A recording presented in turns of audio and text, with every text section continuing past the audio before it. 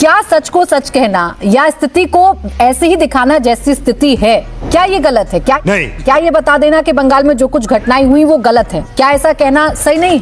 नहीं, सच को सच कहना चाहिए और जहां जो कुछ गलत हो रहा है उस पर एक्शन भी लेना चाहिए। ये भी इसमें जोड़ दीजिए आप। अब गर्दा उड़ेगा भाई। मैं आपको दिखाता हूं कुछ चीजें, ये देखिए। तुम करो।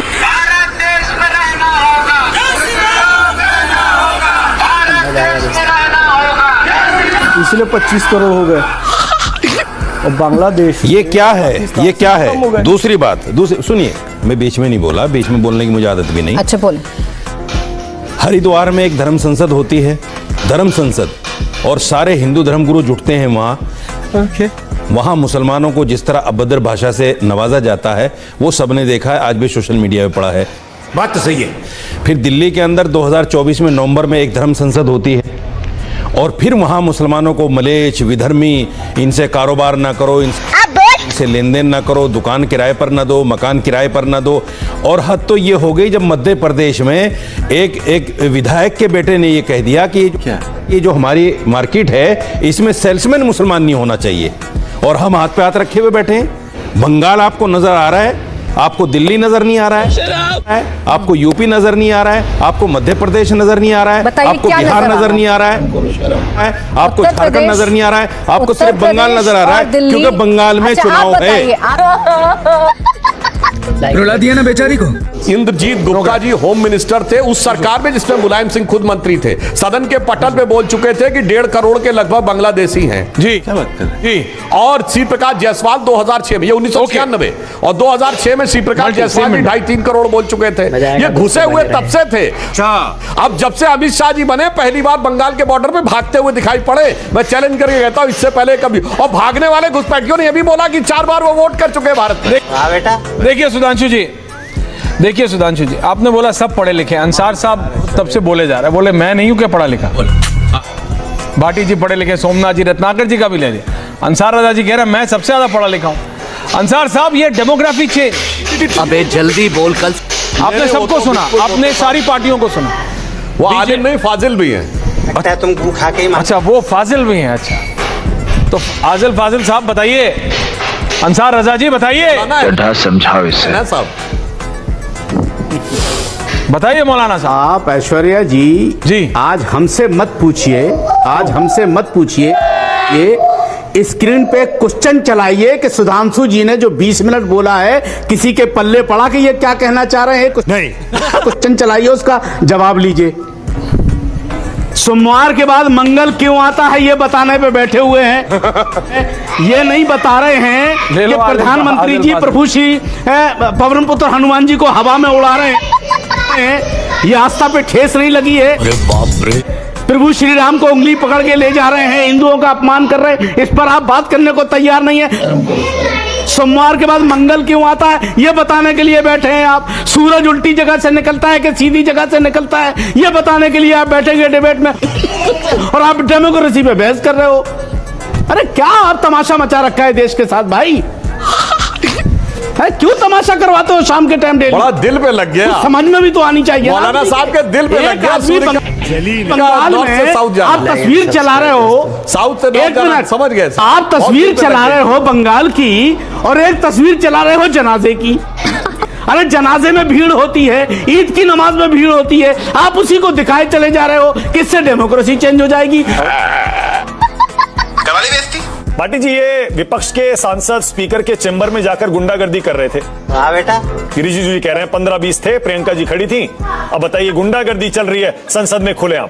भाटी जी बोलिए। तो गया बेटे। मानक जी, संसद के परिप्रेक्ष्य में भारतीय लोकतंत्र का जो परिदृश्य दिखाई दे रहा है इस समय, वो ऐसा दिखाई दे रहा है कि भारत का विपक्ष बहुत जिम्मेदार, बहुत बहादुर और बहुत मैच्योर है, और भारत की सरकार बहुत ही गैर जिम्मेदार और बहुत ही कायर, डरी हुई और बहुत कमजोर है। ऐसा दिखाई दे रहा है। पूरी दुनिया ये अंदाजा लगा रही होगी। इससे ज्यादा लोकतंत्र के लिए और सरकार के लिए शर्म की बात क्या होगी कि देश के प्रधानमंत्री लोकसभा के अंदर आने से डर रहे हैं। ये कहा जा रहा है कि प्रधानमंत्री को खतरा है लोकसभा के अंदर। हम तो 11 साल से हमारे कान पक गए सुनते सुनते कि देश सुरक्षित हाथों में है। आज पता चला कि जिसके हाथों में सुरक्षित था उसे खुद ही खतरा है। वो खुद ही असुरक्षित है। और असुरक्षित भी कहाँ है? देश की संसद में, जो सबसे सुरक्षित जगह है। देश में देश की संसद से ज्यादा सुरक्षित क्या जगह होगी? वहां पर असुरक्षित है, कुछ भी कह देते हैं और ये समझते हैं कि देश की जनता मूर्ख है, कुछ भी विश्वास कर लेगी। गजब बेइज्जती है।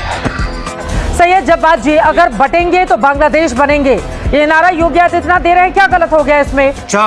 उनकी बात तो सही है, जब भी हम बटे हैं आप देखिए देश का क्या हाल हुआ है। इसको हिंदू मुसलमान वाली सियासत से जोड़ने की क्या जरूरत है? हाँ बेटा। सैयद जब्बार चित्रा जी, सभी को मेरा जय हिंद, जय संविधान। अब गर्दा उड़ेगा भाई। मैं तो कह रहा हूँ जुड़ेंगे और जीतेंगे और मजबूत भारत बनेंगे। तोड़ने वाली राजनीति और बांटने वाली राजनीति, काटने वाली राजनीति, ये तो भारतीय जनता पार्टी का है। अभी इनको बांग्लादेश के अंदर जो है बड़ी चिंता होने लगी है। अरे मैंने तो कहा आपके चैनल पे, इनके जो उद्योगपति मित्र हैं वो तो बांग्लादेश के अंदर बिजली सप्लाई कर रहे हैं। क्या पकड़ा है? उनसे बिजली काटी नहीं जा रही, वो तो मोटा मोटा चंदा दे रहे हैं। कैमरा बंद कर।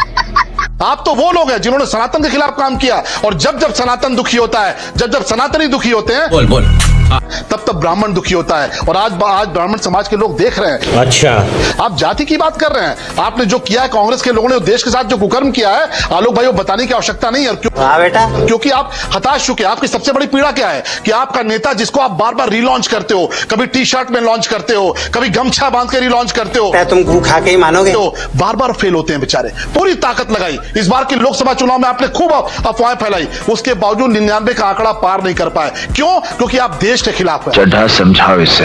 आपके ट्वीट, आपके बयान को पाकिस्तान जैसा दुश्मन देश संयुक्त राष्ट्र संघ के सामने जाकर पेश करता है और कहता है कि राहुल गांधी ने ऐसा कहा कि देश के भीतर हो रहा है। जब चाइना के साथ हमारे जवान लड़ाई कर रहे होते हैं, जब चाइना के सैनिकों को पीट रहे होते हैं, तब राहुल गांधी कहते हैं कि हमारे सैनिक पिट के आ गए। आपने सेना का मनोबल गिराया, आपने देश का मनोबल गिराया, और कोई ऐसा मौका नहीं था कि जब देश के साथ खड़े होने की बारी आई, आप देश के दुश्मनों के साथ। ये फंस गया। एक मिनट और दे रहा हूं मैं, एक मिनट और दे रहा हूं। आलोक शर्मा, एक मिनट, बोलिए आलोक जी। अब गर्दा उड़ेगा भाई।